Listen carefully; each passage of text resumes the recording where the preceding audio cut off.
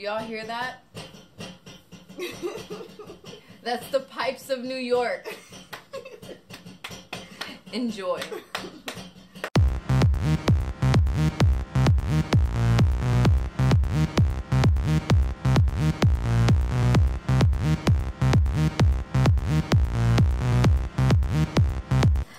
We basically had a little forum, told people to drop some questions, and we are going to answer them with you guys now.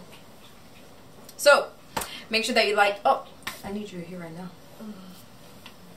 You're right. Make sure that you like, comment, and subscribe. We're going to be doing another Q&A soon, so make sure that you drop some questions below and look for that upcoming soon. So, questions. Yeah, these questions are like all over the place, so we're going to get a little mixture of everything right now. So, first one that we have is, does God send a significant other or do you find one? Both. I think they're one and the same thing. Yeah, that's a good one. I feel like he creates them and then brings them into your life at the point that you need them after you've learned and grown to the person that they need. Right. Well. Yeah. Yeah, because if you think about it that way, God brings everyone to everyone, whether it's they become a friend, whether they become a significant other. Everyone's in your life for a reason, but I definitely do feel like that's someone that you go out and you seek, or that comes and finds you based off of, you know, your wants and your needs. So I do definitely think that's something that you personally go and search for. So what do you think? I agree with Crystal, honestly. She turned red. She did. Okay. Does a woman have to be a part of a man's growth? I hate it. I hate it because it's like, yes, but we don't want to do all yeah, that. a woman I feel like will be a part of a man's growth, but sometimes it's like we just want to see them growing on their own. Like we want to see that they're capable of doing that on their own, because I feel like a lot of times we're already in the process of them when they're in their younger and more immature stages. Is like I have to be a part of that and a part of the growth. Like, why can't I just get you when you like get your shit together type thing? Like, but at the same time, like, cause okay, you know how like you ask for something in a person and then you let it marinate, you put it out in the universe. Right. That's what I asked for at first, but then what I started to realize is these dudes who got it all together, I'm missing out on the growth part and the moments that you have, you know. Right. I don't want to do all the work. I don't want to get you while you know. I want us to both be working towards something, because I feel like those are times that you can't, you know, get back. Those are times that it kind of solidifies what the relationship is. Right. You know what I'm saying? See, my issue is I feel like I've been a part of like different men's growth, and not saying that I haven't reaped nothing out of it, but like I'm not with them. So the things that I taught them, I feel like they now brought into a new relationship. Right. And it's like, a lot of this to me, even it just stems from their mothers not helping them with growth and becoming men. They just want to like pamper them and baby them a lot of times, and I'm having to deal with first that coming off of trying to help someone improve in an area where they should have been taught this when they were younger. Yeah. And then now I'm teaching you these things, and then you're, for the next chick, she's basically the one that's benefiting off of what I've told them. Right. So that's my only issue, really. Right, but I mean, if they were the right person, then I mean, I feel like I want the dude who I'm with to grow. I don't Right. want to look at it as I'm prepping you for the next person. I'm prepping you for what I like. You know, hopefully shit works out and, you know, we can do it together. But if I just don't teach a nigga nothing, I'm gonna keep getting frustrated. Right. I'm gonna teach, but I'm teaching myself more.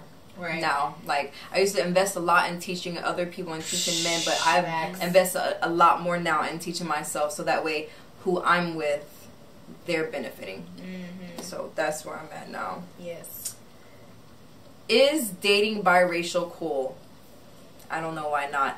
That was a very interesting question, and I didn't even think that people still wondered that, if dating biracial is cool, but I personally feel like whoever you fall in love with, that's solely on you. Like, I have totally nothing to do with that. Like, chemistry is everything, vibes are everything. Every vibes. Mm-hmm. Everything. Yes. What do you think, Britt? I agree, especially personally for me, growing up in, you know, around family that never agreed with it. I always feel like it's about you, what you love. Because, I mean, personally, I don't have a type, so if I like you, yeah. If I like you, I like you. That's it. Yeah, I don't have a type either. It's weird because I started off in like high school and stuff dating Spanish guys. Then I can't date Spanish guys. I'm sorry.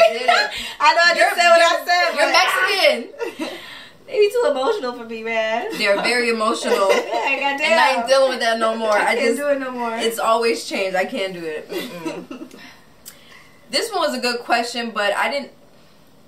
It's just weird because the fact that someone has to ask this question shows that maybe it's not being done enough. Do women amp up other women? Hell yeah! Yes, baby. That's my friend. Go faster! Go faster! Oh, go Stella! Go Stella! Go Stella! Shit! Wait a Hell yeah! Hell yeah! Hell yeah! Go Stella! Yo, that's hilarious. Do women amp up other women? Yes. That's how I think that me and these two have become so close, because we kind of met each other amping each other up. Like, it was no jealousy. It was like, you on your shit, I'm on my shit. You cute, I'm cute. You got a good personality, I got a good personality. And then over the years, it has just blossomed. Like, we literally have a group where we sit there and send each other pictures and motivational things, different stuff, amping each other up. We even send each other pictures of our nudes because we know we know that we are going to amp each other up. Like, yes, girl. We're not sending those out to nobody else, but we send each other pictures because we know that we are going to be like, yes, like, ooh, meow. That's my meow. Yeah. So women definitely amp each other up. We definitely need to do a little bit more of it. Yes. And understanding that women are not your competition, and dimming somebody else's light is not going to make yours shine brighter. Like, people really need to understand that a lot of times when you sit there and you put yourself out there and you help another woman, you're helping so many other people, because women are the backbone of everything. So if you can, amp up a woman today. Yes. Let me see. Next question. How do you feel about the black man being replaced by government assistance? That was such an interesting one. Like, I was like, I didn't even hear that question. See that question? I'm about to say, you wouldn't hear it. They wrote it. Yeah. Fixed it. How do you feel about the black man being replaced? I feel like it is too common right now. Move over some, boo. This way. I feel like it's too common. I feel like they're finding each and every little thing lately to pick at to take a lot of men away from us.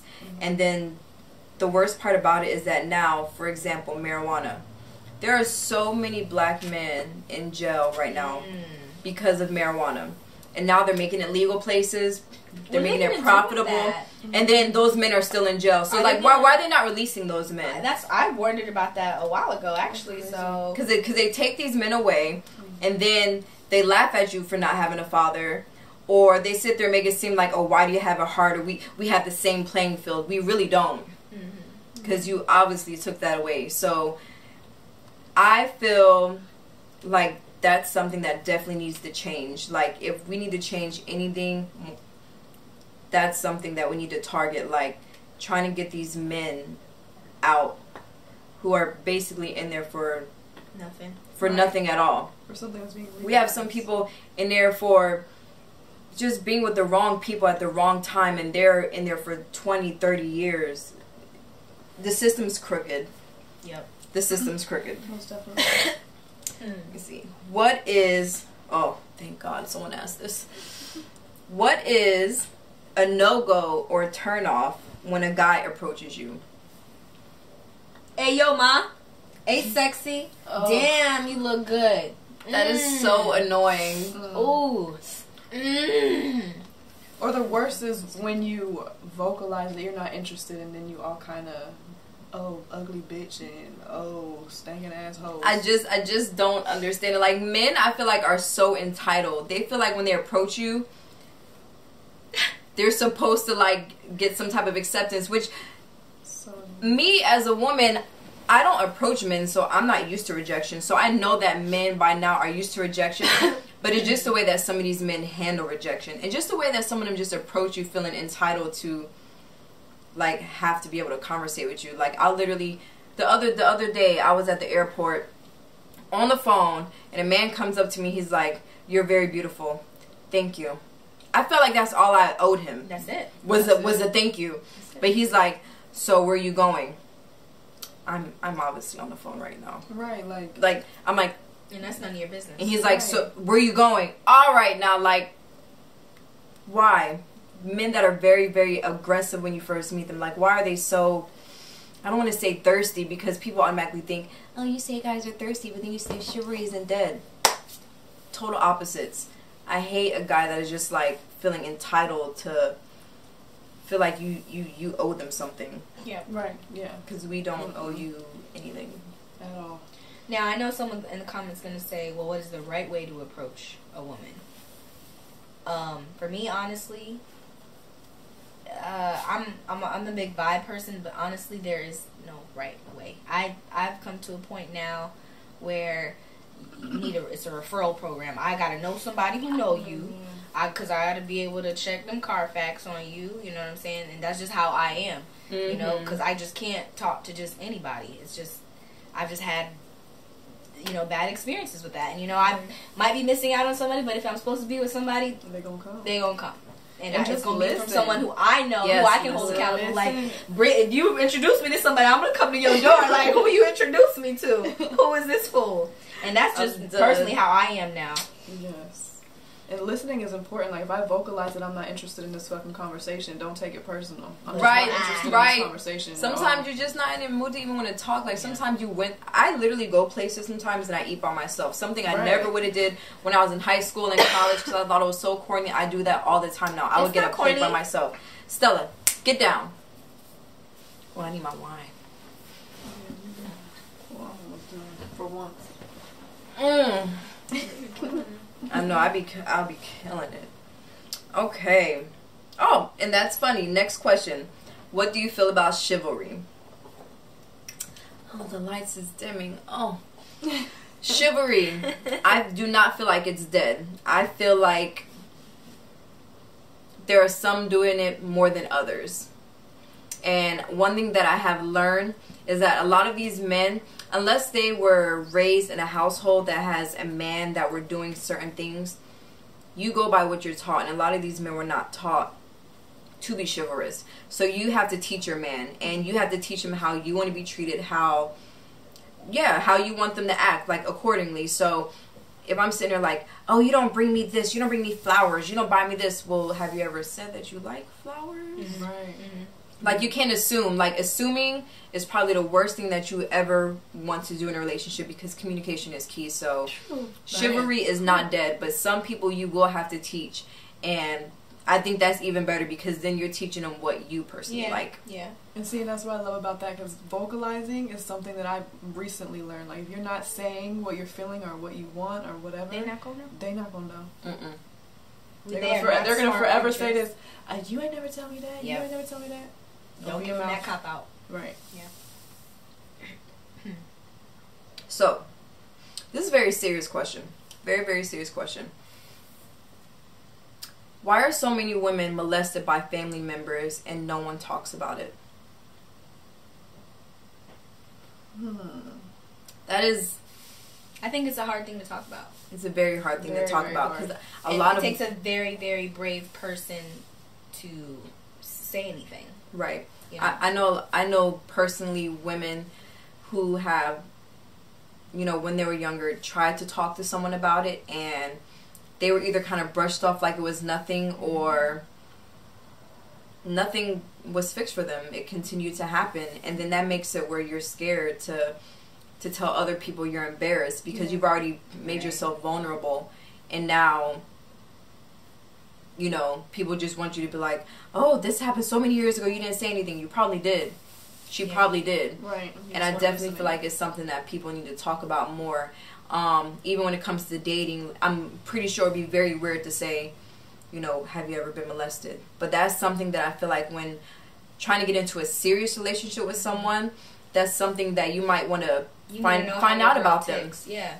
Because then you'll know how to act accordingly with them. You'll know, you know, certain things that they might be sensitive to. That's something that I feel like people need to be more open with talking about. Because if people talk about it more, then maybe it will happen less. Mm-hmm. And if someone has approached you about it and you kind of brush it to the side, take it seriously. Like, that's something that they told you for a reason. Mm-hmm. So I personally don't know why it has been brushed under the rug for so long, but me personally, I'm at the age where soon I'll be around, you know, having kids and being around other kids, and I'm pretty sure that's when I would have to be more aware, because when I was a kid, things have happened to me, but not on the level of other people. Mm-hmm. And I feel like adults wouldn't have known. So I think that that's something that I'm going to try to be more aware of when I see kids. Like, I feel like you can feel when a kid, something has happened to them. Oh yeah. When they're more standoffish with very certain things. So, you know, that's something I definitely want to be more aware of, because some people still are not going to talk about it. Mm-hmm. Period. What are your spiritual views? Spiritual views. I mean, I definitely believe that there's something bigger and greater out there that's orchestrating all of this lovely life. Mm-hmm. The universe, the galaxy, that's, you know, vibes, energy. That's me. Hippie life. Yeah. What is the name for that? I know, right? Like, people ask me, I'm like, I think it is just considered just being spiritual, because I think that there's spiritual and religious. I was raised a Jehovah's Witness. My mom was raised Catholic, but I was raised Christian with a lot of Catholic in it. Yeah, it's very, and it could come with a lot of rules. Yes. It could come with a lot of hypocrisy. Mm-hmm. It could come with, you know, with a lot of different things. And a good thing about, as you get older, you get to make your own choices. Right. And me personally, I'm just a spiritual person, because I already feel like we're separated by gender, by color, by, you know, different things like that, nationality. We have so many other different things that are separating us. A religion, something like that, to me is a choice. So I'd rather just, you know, continue to have my relationship with God. Right. That's what you know, what matters to me is my relationship. But I don't have anything that separates me from anyone, because I don't mind listening to someone about their religion or their choices. I'm very open, and I feel like that's how you learn more as well as you get older. We cannot go to that picture or that subject after that one. We need a buffer. We need a buffer. How did we meet, guys? Oh my gosh. Yeah, that would have been